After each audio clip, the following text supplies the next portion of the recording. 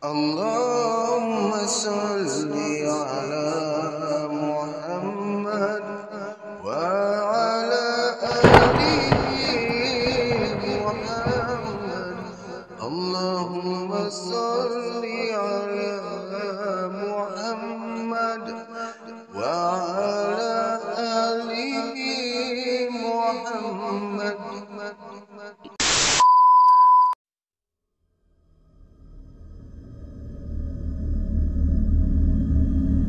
Radio 12 Malam.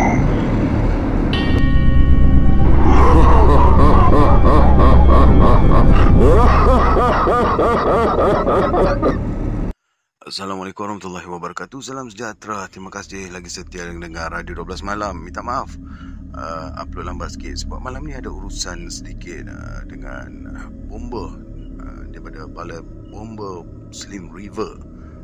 Terima kasih banyak atas bantuan mereka ni. Sebab tadi ada seorang tebuan yang mana yang komen kata, alah tebuan je kot, tak kena kan kau, tak apa. Tak berani kat kami pun. Terima kasihlah ada abang-abang bomba yang banyak membantu kami pada malam ni. Terima kasih lagi sekali saya ucapkan wakil daripada kawan-kawan PDRM. Terima kasih. Baik, kita akan teruskan dengan kisah yang seterusnya, dengan episod yang ke-54 yang bertajuk Penunggu Rotan Semambu.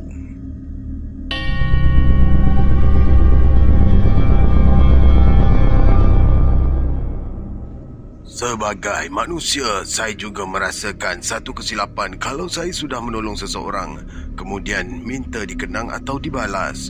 Islam tidak menyuruh kita menuntut sesuatu bila sudah menolong orang lain, kerana tolong-menolong antara satu sama lain itu adalah amal jariah kita sesama manusia.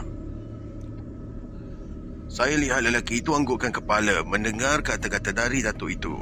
Mungkin sudah kehabisan modal atau sengaja mahu menumpukan perhatian pada kenderaan yang dipandunya, membuatkan lelaki itu tidak mengemukakan sebarang pertanyaan kepada datuk.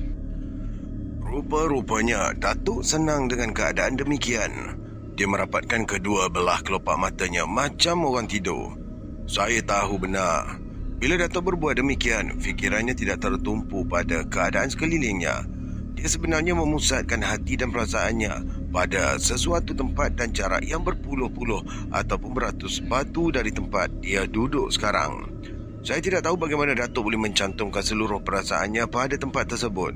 Kadang-kadang dia bagaikan tahu tentang sesuatu kejadian di tempat yang dihayatinya. Tamar. Ya, Tok. Nenek kau tak berapa nasihat. Dah 2 hari demam tapi masih boleh berjalan dan menumbuk padi. Kesian nenek tu. Kalau kita sempat sampai cepat, saya tolonglah dia tumbuk padi dengan lesung. Sabarlah, kata datuk dengan tenang. Rupanya percakapan saya dengan datuk diikuti dengan dia teliti oleh orang yang memandu kereta itu. Dia mengerutkan dahi, mungkin sedang memikirkan sesuatu. Fikir saya lah. Kereta yang kami tumpangi terus merempuh beberapa selekor tajam. Macam mana awak boleh tahu tentang hal isteri awak? Tanya lelaki itu sambil menjeling ke arah datuk. Saya renung ke datuk. Menggunakan panca indera yang 5 pemberian Allah. Saya memanfaatkan pemberian itu dengan sebaik yang mungkin. Tetapi sebelum menggunakannya, kita haruslah mengenali Allah terlebih dahulu. Andainya kita mahu menggunakannya tanpa mengenali Allah terlebih dahulu pun boleh juga. Tapi datuk berhenti bercakap, matanya merenung keluar. 2-3 kali datuk mengangkat bahu kanannya, macam ada sesuatu yang mengusik di bawah ketiaknya. Cubalah jelaskan biar saya faham, desak lelaki itu. Kalau dibuat juga dengan tidak mengenali Allah, orang yang melakukannya akan dikuasai syaitan. Oh, begitu suara lelaki itu, pendek dan membayangkan yang dia faham dengan apa yang dikatakan oleh datuk. Akhirnya kami pun sampai di Pekan Sungkai. Dari situ datuk dan saya menyewa sebuah teksi terus ke Ipoh. Lebih kurang pukul 4 petang, saya dan datuk sampai ke kampung. Perkara pertama yang saya lakukan sebaik sampai ke rumah ialah menuju ke bilik nenek. Saya lihat nenek terbaring dengan tubuhnya berselimut dengan kain batik Jawa. Tamar, Ya, Nek. Tolong picitkan kaki nenek. Baiklah, Nek. Saya pun terus memicit kedua belah kaki nenek yang sejuk itu. Menurut nenek, sebelum dia menumbuk padi tadi, demam dia tidaklah berapa terus. Tetapi setelah 5 gantang padi selesai ditumbuk, seluruh sendinya terasa sakit. Kenapa yang nenek tak hantar padi ke kilang? Tanya saya. Memang turun-temurun kita tumbuk padi. Belum pernah lagi kita hantar ke kilang. Padi yang dah di kilang rasanya tak sedap. Khasiatnya banyak yang dah kurang. Jelas nenek.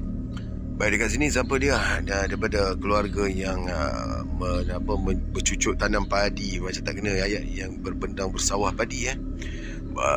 Sebab saya dengar, kalau tak salah memang ada khasiat dia kurang. Tapi kalau siapa yang ada pengalaman benda ni, boleh komen kat dalam ni, kita share-share ya. Baik. Saya pun tidak mengemukakan sebarang pertanyaan padanya dan terus memicit seluruh tubuh nenek. Kira-kira setengah jam kemudian, Datuk datang membawa sebiji kelapa muda dan beberapa helai daun sirih. Datuk menyuruh nenek bangun. Datuk masukkan 3 helai daun sirih ke dalam perut kelapa muda yang sudah pun ditebuk. Dibiarkan daun sirih terendam dalam air kelapa kira-kira 10 minit. Datuk keluarkan daun sirih itu kembali, terus dilipat menjadi 3 segi. Akhirnya, Datuk hancurkan daun sirih itu di telapak tangannya. Daun sirih yang sudah dihancurkan itu mengeluarkan air, dan air daun sirih itu Datuk sapukan pada kedua belah buku lali nenek. Dari buku lali, air sirih itu disapukan ke belakang serta ke setiap sendi badan nenek. Bila semuanya sudah selesai, Datuk suruh nenek minum air kelapa muda itu. Minum dengan senafas, kalau boleh habiskan sekali. Pesan Datuk pada nenek. Semua pesan itu nenek patuhi.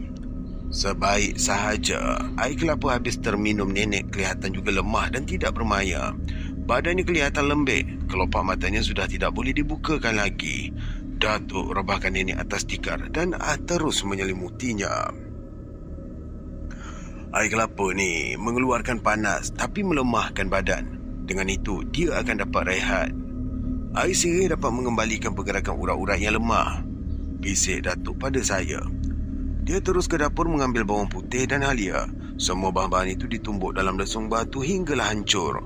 Bila sudah hancur, dikeluarkan dari lesung batu dan dimasukkan ke dalam gelas, lalu dicampur dengan 1 sudu madu lebah serta air panas. Bila nenek kau bangun nanti, suruh dia minum benda ni. Datuk menyerahkan gelas pada saya. Datuk terus meninggalkan bilik nenek.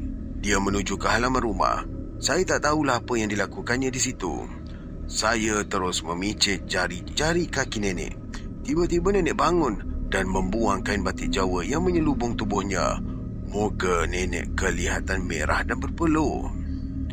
Aku dah haga, ambilkan aku air. Ini airnya. Saya serahkan cawan yang diberikan oleh Datuk itu pada nenek. Tanpa membuang masa lagi, nenek terus meminumnya. Atas permintaan nenek, saya meninggalkan biliknya. Menurut nenek, badannya sudah tidak sejuk lagi. Sendi-sendi badannya juga sudah tidak terasa sakit. Sudah 6 bulan saya dan Datuk tinggal di kampung. Setiap pagi kami ke kebun dan ke sawah. Sesekali Datuk mengulangi kerja lamanya dengan mengajak saya memasang jerat pelanduk dan memburu ayam hutan. Boleh dikatakan setiap kali ke hutan, kami tidak pernah pulang dengan tangan yang kosong. Saya sudah pandai mengesan jejak pelanduk dan rusa. Hidung saya ni juga dapat menghidup bau binatang dari jarak setengah batu. Namun kebolehan yang saya miliki itu berkat dari kesabaran saya belajar dari Datuk. Selain dari memburu, ada minat baru yang datang secara mendadak dalam diri Datuk. Minat baru Datuk ialah mencari rotan. Tujuan Datuk mencari rotan bukanlah untuk mencari wang seperti yang dilakukan oleh pencari rotan yang lain. Datuk cuma mencari rotan semampu untuk dibuat tongkat yang jumlahnya bukan sedikit dan bentuknya pula bermacam-macam. Semua tongkat rotan itu Datuk anturkan di ruang tengah rumah dan berjaya menarik perhatian setiap tetamu yang datang ke rumahnya. Datuk tidak akan menjual tongkat-tongkatnya itu walaupun ditawar dengan harga yang tinggi. Tetapi Datuk akan memberikan tongkat secara percuma pada sesiapa yang difikirkannya layak diberi. Bersiap. Pagi esok lepas sembahyang subuh, kita ikut Mamat Bukit dan kawan-kawannya mencari rotan di hutan bubu dekat Senggeng. Kata Datuk pada saya pada suatu pagi, Senggeng ke senggeng saya tak tahu ni. Saya sebut senggeng nanti tolong betulkan. Kalau betul cakap betul, kalau salah kata salah lah ya. Senggeng Itu pun kalau kau nak ikut lah, tambah Datuk. Saya nak ikut, Tok. Jawab saya tegas. Datuk terus menepuk kepala saya berkali-kali. Pagi itu, nenek terpaksa bangun pukul 3 pagi menanak nasi dan menggoreng ikan. Nasi dan ikan goreng ditaruh dalam upih lalu dibalut dengan kertas surat khabar. Datuk pula sudah menyediakan air dalam 1 tong plastik yang besar. Nasi bekal tu taruh dalam beg Tamar. Tong air tu biar aku yang bawa, kata Datuk sebaik saja dimenunaikan solat subuh. Datuk sudah pun mengenakan pakaian yang biasa digunakannya ketika masuk hutan. Sementara menanti Mamat Bukit dan kawan-kawannya tiba, Datuk dan saya duduk di anjung rumah. Beberapa minit kemudian, Mamat Bukit dan kawan-kawannya pun tiba. Saya dan Datuk pun meninggalkan rumah. Nenek cuma melihat langkah kami dengan teliti hingga hilang dari pandangannya. Berjalan di hutan dalam keadaan cuaca yang agak samar dan sejuk itu amat menyulitkan bagi diri saya. Badan saya menggeletar sendirian. Sebelum matahari terbit di kaki langit, kami sudah pun meredah 4 hutan dara dan hutan tebal. Akhirnya, kami sampai di satu kawasan lapang lalu berehat di situ. Saya sandarkan badan ke pangkal pokok meranti. Mamat Bukit dan kawan-kawannya, iaitu 4 orang semuanya ya, terus menebas anak-anak pokok di situ dengan golok perak. Datuk pula terus bergerak dari pokok ke pokok, memukul perdu dengan sepotong kayu. Badan saya masih terasa dingin walaupun sinar matahari mula menjalar di bumi yang lembap. Burung-burung liar yang beraneka bentuk dan warna mula berterbangan sambil menyanyi. Matahari terus memancar. Keadaan di sekeliling juga turut beransur cerah. Baik, kita minumlah dulu. Ya, minum dulu, kata Datuk sambil duduk. Mamat Bukit dan kawan-kawannya berhenti menebas. Mereka terus duduk dan mengeluarkan bekalan air kopi masing-masing. Selesai minum, si Mamat Bukit ni pun segera menggulung rokok daunnya bersama dengan tembakau Jawa. Dia kelihatan puas setelah menyedut rokok daun. Dah mandi, Embun? Mamat Bukit menyoal Datuk. Sudah. Hutan semambu banyak dekat sebelah sana tu. Mamat Bukit mengarahkan jari telunjuk ke arah barat daya yang berhutan tebal. Datuk merenung ke situ sambil menganggukkan kepalanya. Kawan-kawan Kawan-kawan Mamat Bukit memasukkan bekalan air kopi ke tempat asalnya. Mereka terus bangun sambil menggeliatkan pinggang masing-masing beberapa kali. Kita berpecah. Udin Candong ikut aku. Dolah berangkas, kau ikut Samad perang. Sebelum waktu asar kita temu balik dekat sini ya, dan dirikan pondok untuk bermalam. Petang esok baru kita balik. Mamat Bukit mengeluarkan perintah pada kawan-kawannya. Mereka pun bergerak mengikut arahan yang telah ditetapkan oleh Mamat Bukit. Kita ni macam mana pula, Tok? Saya renung muka Datuk. Kita dah ada rancangan kita sendiri. Sabarlah, Tama. Tapi kita kan dah bercerai dengan mereka. Tak apa. Nada suara Datuk cukup lembut. Dia terus menyangkutkan golong perak di tali pinggang yang dibuat dari kulit yang selebar 1 inci. Saya segera bangun. Beberapa ekor pacan hutan kelihatan merayap di atas daun kering menuju pada saya. Datuk saya lihat masih lagi berdiri di situ. Tidak ada tanda-tanda untuk melangkah. Bagaimana kita, Tok? Boleh ke kita mulakan sekarang? Soal saya lagi. Datuk tetap membisu dan masih mundar-mandir di hadapan saya. Inilah saat-saat yang paling saya benci, bila Datuk bertindak demikian. Cara yang paling baik saya lakukan ialah turut sama membisu. Biarkan apa sahaja yang mahu Datuk lakukan. Tindakan saya itu memang ada untungnya. Saya tidak marah ataupun merungut sesuatu yang akan menimbulkan kemarahan pada Datuk. Matahari kian meninggi. Saya renung ke utara dan nampak barisan Gunung Titiwangsa yang tertegun kaku. Gunung Titiwangsa kebanjaran Titiwangsa. Kabut nipis kelihatan mengelilinginya. Buat beberapa saat, saya bagaikan terpukau pada keindahan semula jadi dalam pancaran sinar matahari pagi yang kian meninggi. Dari arah belakang saya, terdengar sesuatu yang agak ganjil.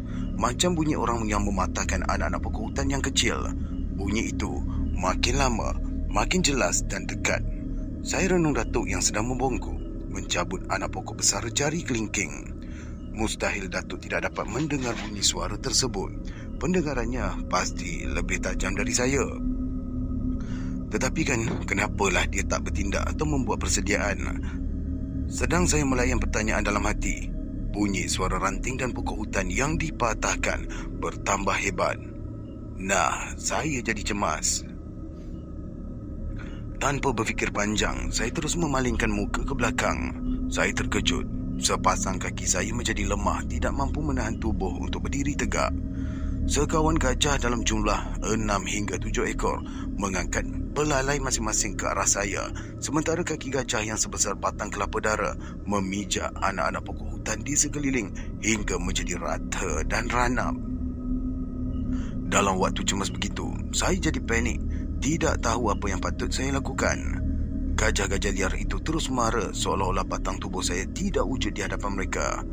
Telinga gajah yang lebar itu terus memukul badan masing-masing dan melahirkan bunyi yang agak kurang menyenangkan buat diri saya.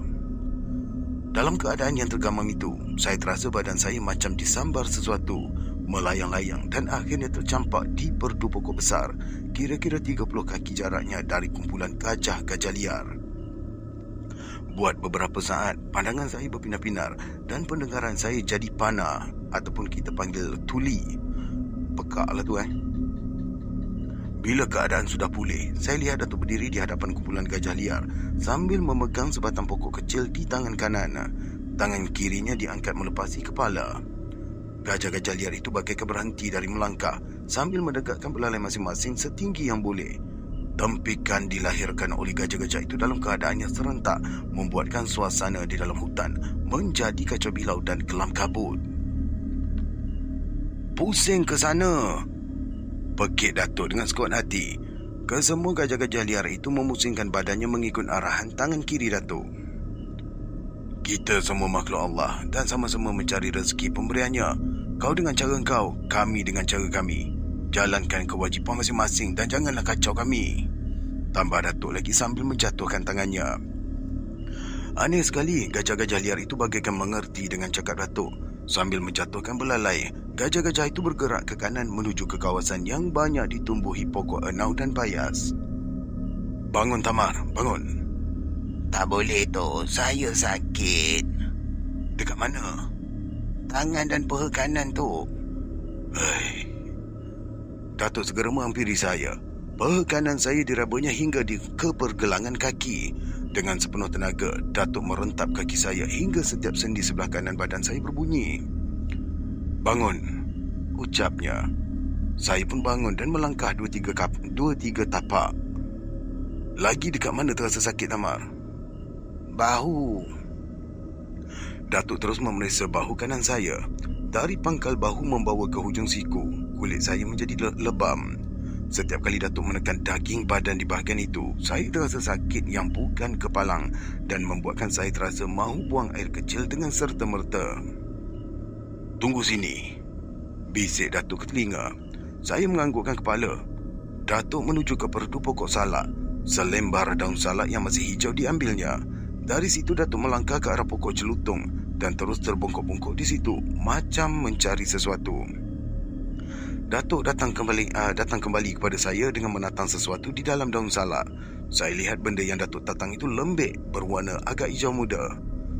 Tanpa berkata apa-apa, Datuk terus melumurkan benda itu di bahagian badan saya yang lebam dan daun salak muda terus dibekamnya sekali. Bagi mengelakkan daun salak itu jatuh, Datuk terus mengikatnya dengan akar berwarna kebiru-biruan yang Datuk ambil di tanah. Sekarang ni bagai kau luruskan kaki dan tangan. Bila aku kata bangun, kau bangun. Baik tu, baik. Badan saya rebahkan ke bumi. Datuk terus duduk di sisi saya dengan wajah yang tenang dan sabar. Apa rasanya? Tanya Datuk. Panas sampai ke tulang ni. Tak apa, sikit lagi sakit kau tu baiklah. Lama juga saya terbaring di tanah. Muka saya berpeluh disimbah sinar matahari, tetapi rasa sakit seluruh badan terasa beransur-ansur kurang, kemudian hilang terus. bangun dan berlari. Saya segera bangun dan terus berlari dengan mengelilingi kawasan tanah lapang. Saya berhenti berlari atas perintah Datuk. Apa rasanya badan kau sekarang? Dah tak sakit lagi, Tok. Mari dekat aku.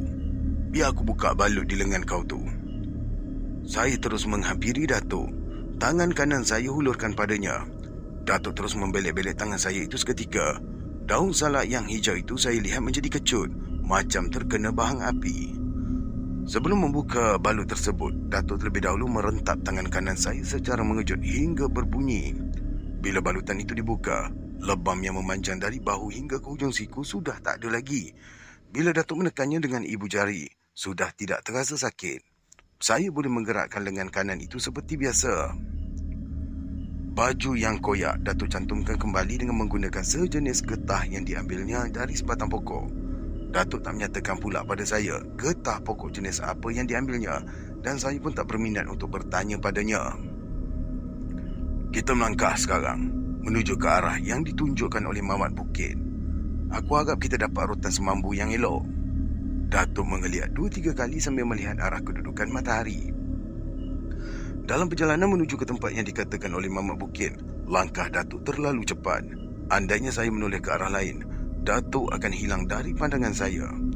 Berjalan dalam hutan yang penuh dengan akar-akar kayu, tunggu-tunggu lama serta pokok-pokok besar bukanlah satu hal yang mudah bagi diri saya. Tetapi hal semacam itu tidak menimbulkan masalah buat diri Datuk. Ubat apa yang Atuk balutkan ke lengan saya tadi? Tai gajah. Tai gajah? Ulang saya dengan rasa yang amat terkejut. Datuk berhenti melangkah lalu merenung muka saya bersama dengan segaris senyuman. Tekak saya terasa loya dan badan terasa geli.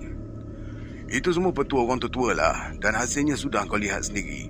Kau tak perlu risau. Petang nanti kau cuci badan kau dengan 7 jenis daun yang aku cari, kata Datuk lagi. Dia meneruskan perjalanan. Saya juga begitu. Saya dan Datuk terpaksa menyeberangi sebatang anak sungai yang airnya mengalir jernih. Anak-anak seluang berkejaran di celah-celah batu. Airnya terasa sejuk sekali. Kemudian kami mendaki bukit kecil sebelah kanan tebing sungai. Di lereng-lereng bukit itu kami menemui rotan yang banyak. Tetapi rotan yang ada di situ bukanlah rotan yang dicari oleh Datuk. Kami mendaki ke puncak bukit. Datuk terpegun melihat rotan semambu yang terdapat di situ. Dia bagaikan orang gila menerkam dari satu perdu rotan ke satu perdu rotan. Semua rotan semambu yang dilihatnya menarik belaka. Tidak tahu yang mana satu harus diambilnya. Mungkin kerana penat bergerak, Datuk terus duduk sambil melunjurkan kedua belah kakinya. Saya masih lagi melihat daun rotan yang menghijau bergoyang-goyang di tiup angin. Kau pergi ke bawah, ambil air di sungai. Datuk mengeluarkan perintah. Wajahnya saya renung dan Datuk bagaikan tahu apa yang menjadi persoalan dalam diri saya ketika itu. Kau tak ada bekas nak isi air ke? Iyalah, Tok. Itu perkara mudah. Biar aku buatkan. Datuk pun bangun. Dia mengambil daun hutan yang lebarnya 5-6 lembar. Lebarnya 5-6 lembar. Daun-daun itu dicantumkannya. Bagi mengelakkan daun yang dicantumkan itu terbuka, Datuk menggunakan rotan kecil yang ditajamkan dan dicucuk pada setiap sendi ataupun pelipat daun hutan yang sudah dijadikan dalam bentuk baldi 4 segi. Sekarang ni kau pergi ambil air. Saya pun menuruni lereng bukit dengan hati-hati, tetapi hati berasa kurang sedap. Saya bagaikan merasa ada mata di dalam hutan itu yang memerhatikan gerak-geri saya. Bila saya berdiri di tebing sungai, saya terdengar bunyi orang berenang di sebelah hilir. Saya terus menoleh ke arah itu. Apa yang saya lihat ialah air jernih kelihatan berkilau-kilauan di panah matahari. Saya kira apa yang saya dengar itu cumalah perasaan sahaja. Mana mungkin ada manusia di dalam hutan selain saya dan Datuk? Tidak masuk di akal kalau air sungai yang cetek itu membolehkan manusia berenang di dalamnya. Kalau boleh pun pasti yang melakukannya manusia yang dungu. Fikir saya lah. Saya terus mengambil air sungai dan membawa pada Datuk. Kami terus makan tengah hari dalam hutan tu. Selepas makan, Datuk pula pergi ke sungai, mandi dan mengambil wuduk. Selepas itu barulah Datuk memilih rotan semambu yang dikira baik untuknya. Datuk cuma mengambil 3 batang sahaja. 3 pun dah cukup. Lain kali aku datang lagi, kata Datuk pada saya sambil meneliti ruas rotan semampunya. Kedua belah tangan Datuk genggam. Dengan genggaman itu juga Datuk menyukat rotan semambu dari hujung ke pangkal. Datuk memulakan sukatan itu dengan perkataan untung dan rugi. Bila sampai ke bahagian pangkal, semuanya berakhir dengan perkataan untung. Kepalang gembiranya Datuk. Senyumannya terus bermain di bibirnya. Senyuman di bibir Datuk terus berhenti apabila dikejutkan oleh bunyi perdu rotan semambu. Dedaun rotan berguguran macam ada tangan raksasa yang menggoncangnya. Akar-akar rotan tercabut sendiri.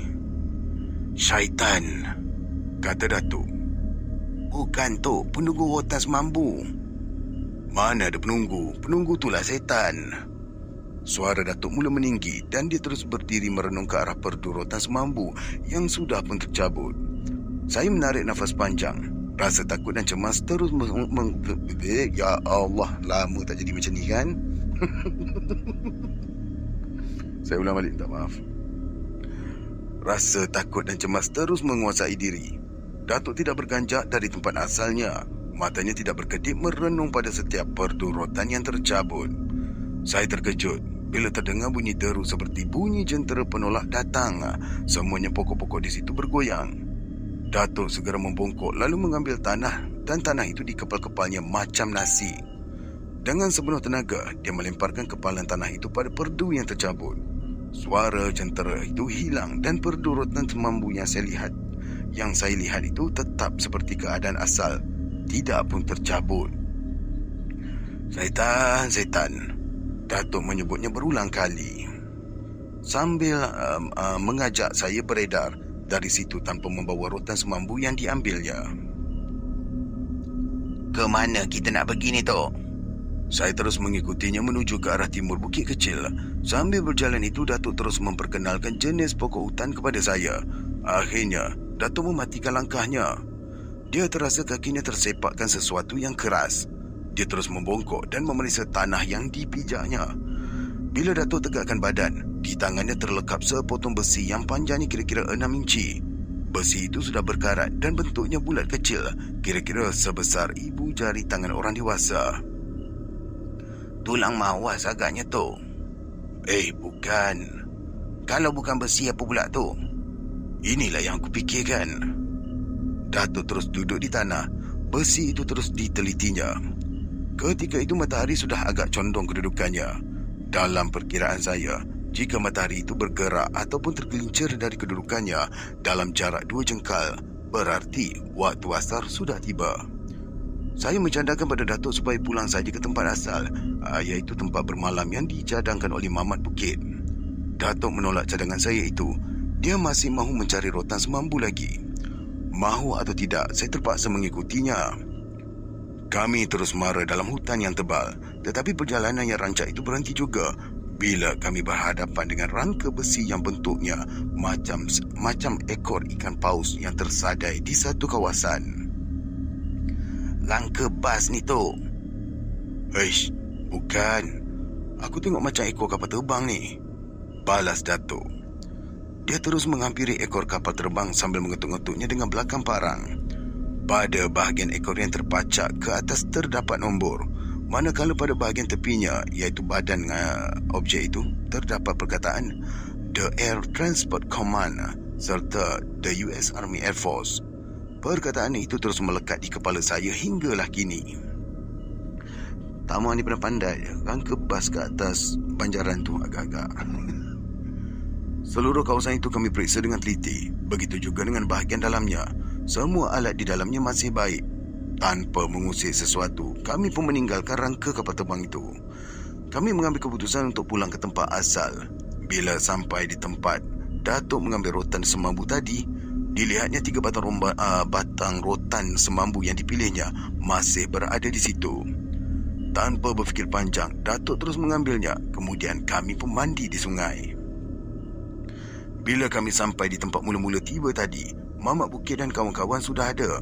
Malah mereka sudah pun membuat bangsal kecil untuk bermalam. Beberapa longgokan rotan seni terdapat di situ. "Sebelah sana ada alur air untuk mandi dan ambil wuduk. airnya jernih yang datang dari gunung, kata Mamat pada Datuk. Alur ialah aliran air ataupun parit kecil yang airnya sentiasa mengalir. Datuk senang dengan penerangan Mamat Bukit. Dia terus ke situ untuk mengambil wudu. Setelah selesai menunaikan sembahyang asar, saya terus berborak dengan kawan-kawan Mamat Bukit. Macam-macam hal yang kami kisahkan.